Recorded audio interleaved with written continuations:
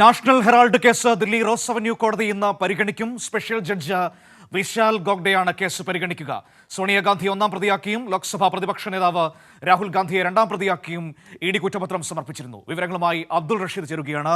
Abdul Rasheed, rose avenue കോടതി case അല്പസമയത്തിനകം വീണ്ടും എടുക്കുമെന്നാണ് ഇപ്പോൾ നമുക്ക് മനസ്സിലാക്കാൻ വേണ്ടി കഴിയുന്നത്.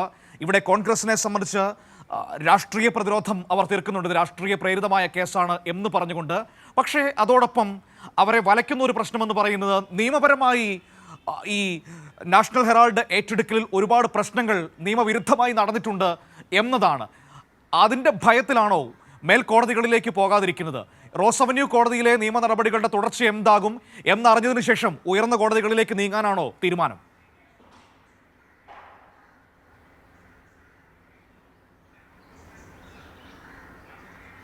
മനു, തീർച്ചയായും നാഷണൽ ഹെറാൾഡ് കേസുമായി ബന്ധപ്പെട്ട ഹർജിയും അതോടൊപ്പം കുറ്റപത്രവും ഇന്ന് റോസ് അവന്യൂ കോടതി പരിഗണിക്കും. അല്പസമയത്തിനകം തന്നെ ഇതുമായി ബന്ധപ്പെട്ട കുറ്റപത്രവും അതോടൊപ്പം ഹർജിയും പരിഗണിക്കുമെന്നാണ് നമുക്ക് മനസ്സിലാക്കാൻ സാധിക്കുന്നത്. സ്പെഷ്യൽ ജഡ്ജി വിശാൽ ഗോഡെയാണ് കേസ് പരിഗണിക്കുന്നത്. പ്രധാനമായും സോണിയാഗാന്ധിക്കെതിരെയും രാഹുൽ ഗാന്ധിക്കെതിരെയും ഒന്നും രണ്ടും പ്രതികളാക്കിക്കൊണ്ടാണ് ഇ ഡി ഈ കുറ്റപത്രം സമർപ്പിച്ചിട്ടുള്ളത്. ഈ കുറ്റപത്രത്തിനകത്ത് കൃത്യമായി ഇരുവരും നൽകിയിട്ടുള്ള അല്ലെങ്കിൽ ഇത്തരത്തിൽ സ്വത്ത് സമ്പാദിച്ചതുമായി ബന്ധപ്പെട്ട കൃത്യമായിട്ടുള്ള രേഖകളൊക്കെ തന്നെയും ഇതുമായി ബന്ധപ്പെട്ട ഈ കുറ്റപത്രത്തിൽ ഇ ഡി രേഖപ്പെടുത്തിയിട്ടുണ്ട്. അതോടൊപ്പം ഇതുമായി ബന്ധപ്പെട്ട തെളിവുകളും കോടതിയിൽ ഹാജരാക്കിയിട്ടുണ്ട്. എന്തായാലും അല്പസമയത്തിനകം തന്നെ ഈ കേസ് പരിഗണിക്കുമ്പോൾ കോടതി പ്രത്യേകമായും ചോദിക്കാവുന്ന ചില ചോദ്യങ്ങളുണ്ട്. അതായത് ഈ നാഷണൽ ഹെറാൾഡ് കോൺഗ്രസിൻ്റെ പൊതുസ്വത്തിൽ നിന്നും എങ്ങനെയാണ് ഇരുവരും ഇത്തരത്തിൽ സ്വകാര്യ സ്വത്താക്കി ഇത്തരത്തിൽ 50 ലക്ഷം രൂപ 50 ലക്ഷം രൂപയുടെ 2000 കോടി രൂപയുടെ പണം തട്ടിയെടുത്തത് അല്ലെങ്കിൽ അതുമായി ബന്ധപ്പെട്ട വസ്തുവകകളൊക്കെയും തട്ടിയെടുത്തത് എന്നുള്ള കാര്യമായിരിക്കും പ്രധാനമായും കോടതി ചൂണ്ടിക്കാണിക്കുക. അതേസമയം ഈ സ്വത്ത് വകകളൊക്കെ തന്നെയും കണ്ടുകെട്ടും എന്നുള്ള നീക്കത്തിലേക്ക് തന്നെയാണ് ഇ ഡി മുന്നോട്ട് പോകുന്നത്. അതുമായി ബന്ധപ്പെട്ട നേരത്തെ തന്നെ ഇ ഡി വ്യക്തമാക്കിയിരിക്കുന്നു. 2023 631 കോടി രൂപയുടെ സ്വത്തുവകകളൊക്കെ തന്നെയും താൽക്കാലികമായി ഇ ഡി കണ്ടെത്തിയിരുന്നു.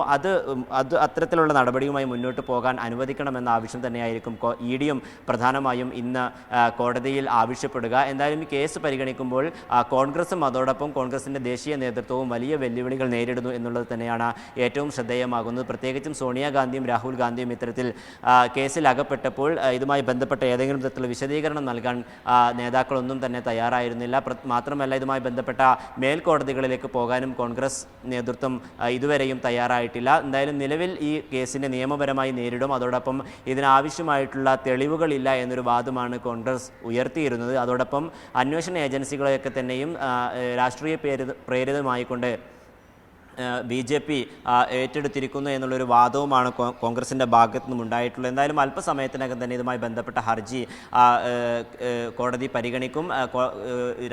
സോണിയാഗാന്ധിയും അതോടൊപ്പം രാഹുൽ ഗാന്ധിയും ചോദ്യം ചെയ്യുന്ന നടപടികളിലൊക്കെ തന്നെയും നീങ്ങുകയാണെങ്കിൽ ദേശീയ രാഷ്ട്രീയത്തിൽ തന്നെ അത് ഏറ്റവും വലിയ കോലിളക്കം സൃഷ്ടിക്കുന്ന കാര്യമായിരിക്കും. എന്തായാലും കോടതിയുടെ ഇടപെടൽ ഏറ്റവും നിർണായകമായിരിക്കും എന്നുള്ളതാണ് ഇതിൽ ശ്രദ്ധേയമാകുന്നത്. എന്തായാലും നിലവിൽ അല്പസമയത്തിനകം തന്നെ ഈ കേസ് ദില്ലിയിലെ റോസ് അവന്യൂ കോടതി പരിഗണിക്കും. മനു, വിവരങ്ങളാണ് അബ്ദുൾ റഷീദ് നൽകിയത്.